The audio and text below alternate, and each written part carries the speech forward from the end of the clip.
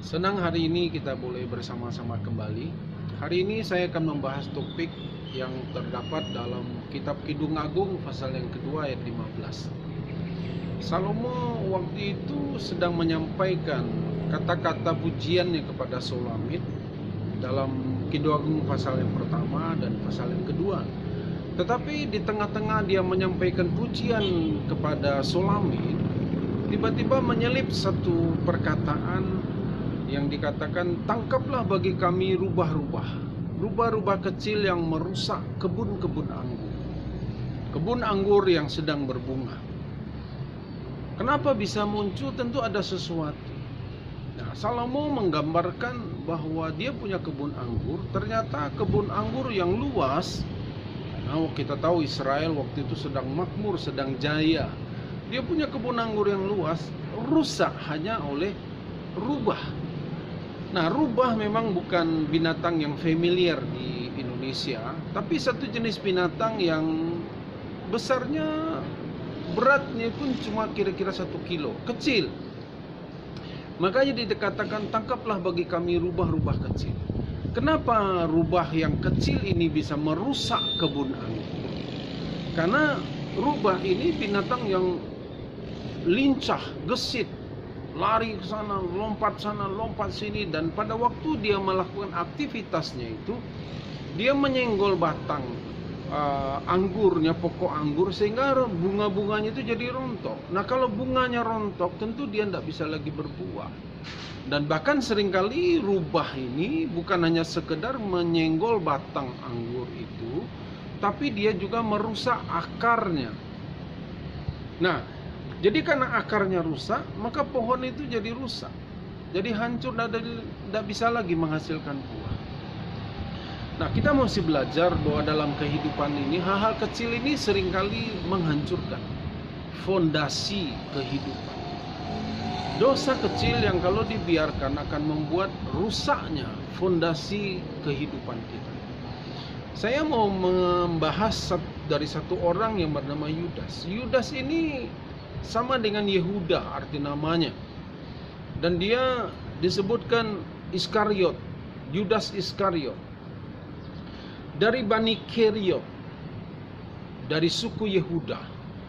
Nah, suku Yehuda yaitu yang di dalamnya ada Bani Keriot. Bani Keriot ini satu bani yang sangat radikal.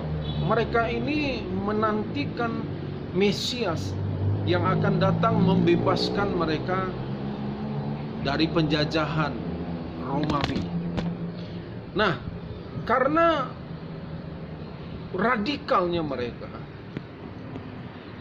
di antara pendahulu sebelumnya, ada yang sudah berhasil dibunuh oleh Romawi karena mereka berontak kepada Romawi karena mereka ingin lepas daripada penjajahan Romawi. Nah,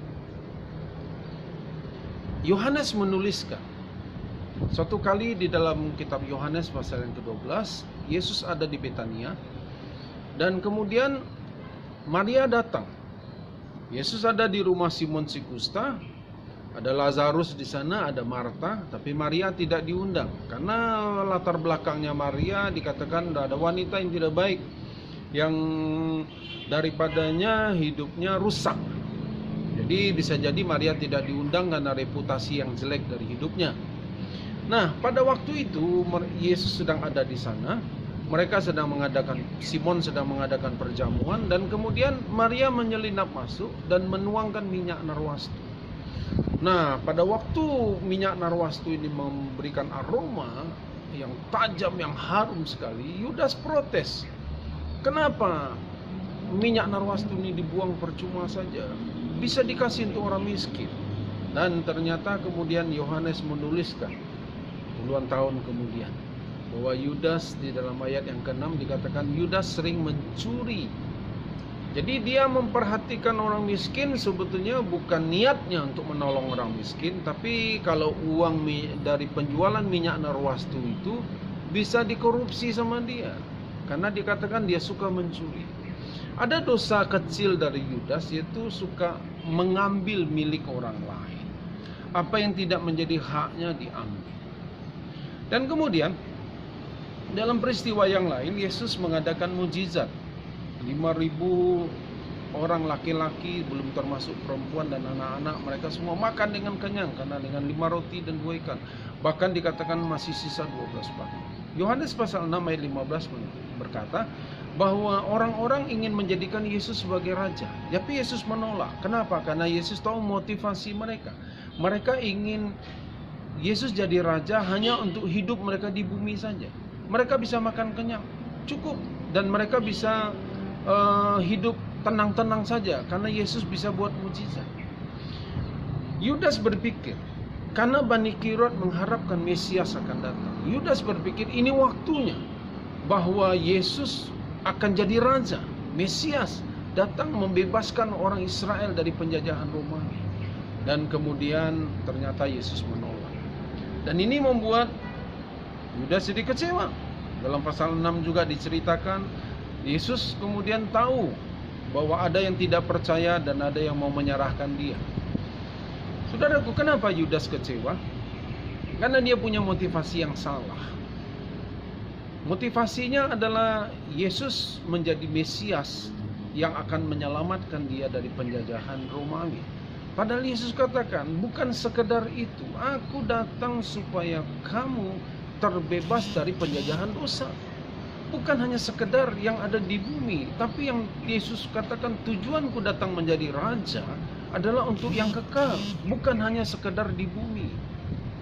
Tapi Yudas salah, dia punya motivasi yang salah, dan itu membuat kekecewaan. Karena dosanya mencuri, mengambil hak yang lain, dan kemudian motivasi yang salah membuat dia tidak percaya, dan kemudian akhirnya dia menjual Yesus.